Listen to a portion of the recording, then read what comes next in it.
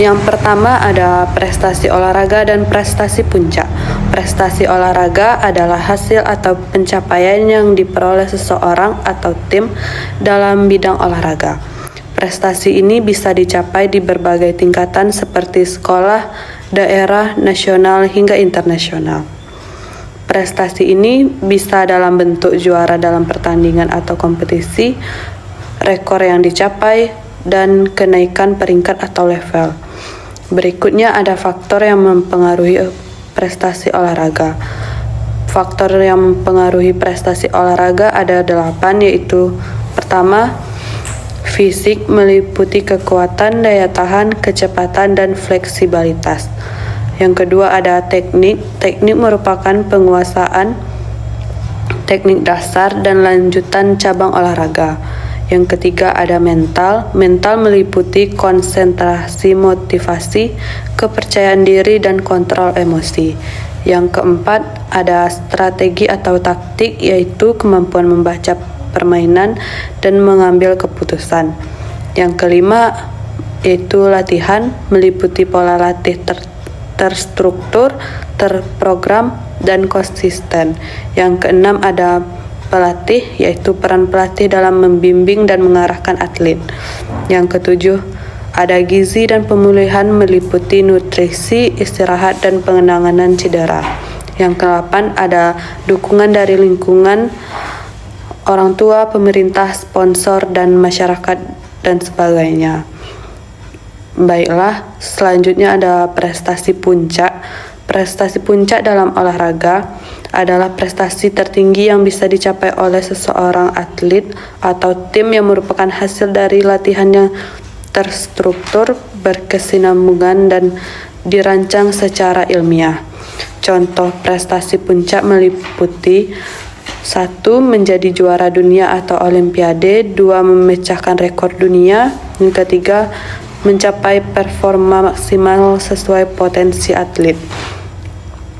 Prestasi puncak membutuhkan proses jangka panjang, perencanaan latihan, disiplin tinggi, dan dukungan dari pelatih, tim medis, nutrisi, dan psikologi olahraga. Baiklah, itulah penjelasan untuk prestasi olahraga dan prestasi puncak.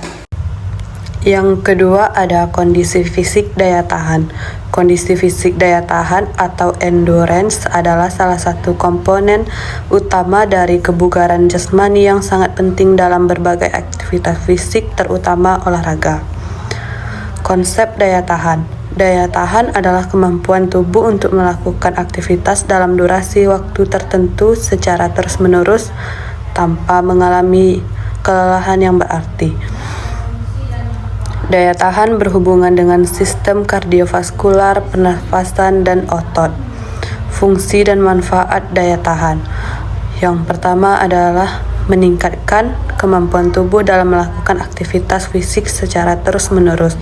Yang kedua, meningkatkan efisiensi kerja jantung dan paru-paru. Yang ketiga, mengurangi resiko kelelahan dini saat beraktivitas. Yang keempat, membantu dalam proses pemulihan tubuh. Yang kelima, meningkatkan performa atlet. Latihan untuk meningkatkan daya tahan.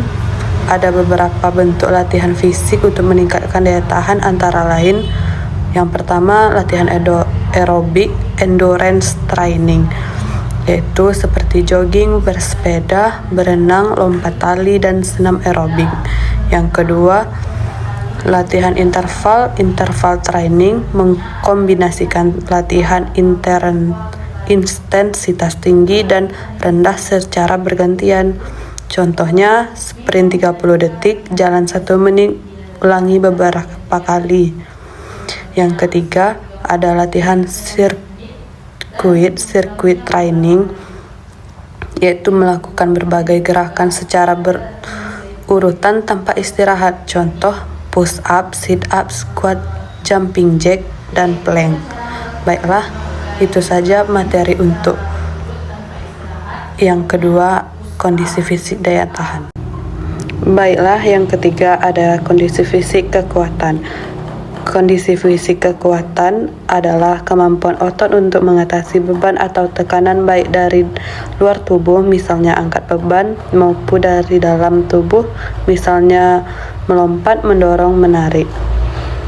Apa itu kekuatan otot? Kekuatan otot adalah kemampuan maksimal otot atau kelompok otot untuk menghasilkan tegangan terhadap suatu tahanan dalam suatu usaha maksimal.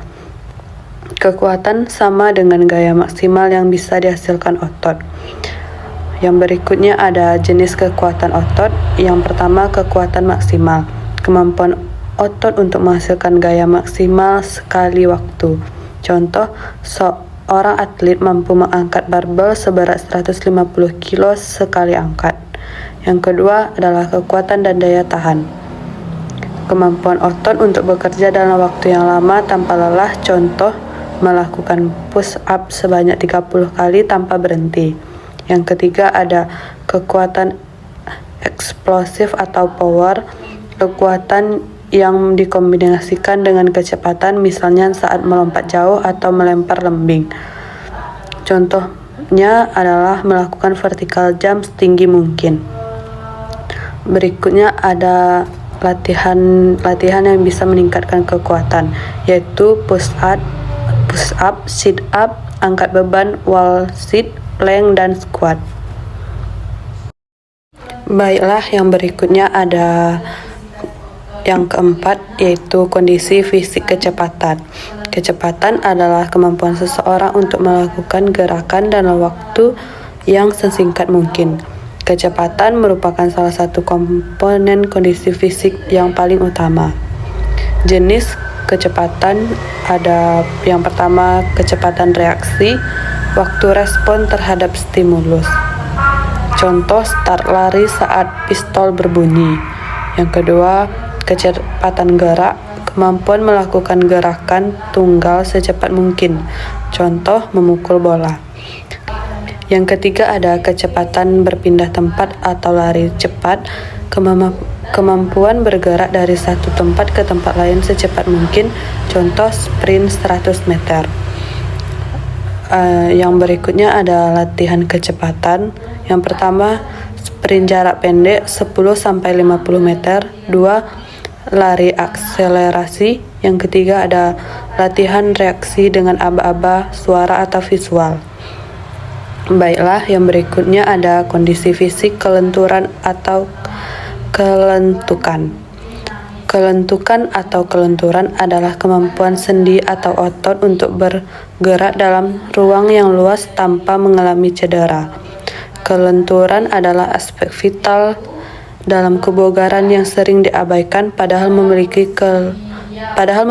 kelenturan yang baik dapat meningkatkan kualitas hidup, memperlancar aktivitas harian, serta mengurangi risiko cedera otot dan sendi. Yang berikutnya ada manfaat kelentukan, yaitu mengurangi risiko cedera, menambah efisiensi gerakan, memperbaiki postur tubuh, membantu performa olahraga seperti senam, bela diri, dan renang. Yang berikutnya ada jenis kelenturan, yaitu kelenturan dinamis, merupakan kelenturan yang dilakukan dalam gerakan. Contoh, tendangan tinggi saat latihan bela diri.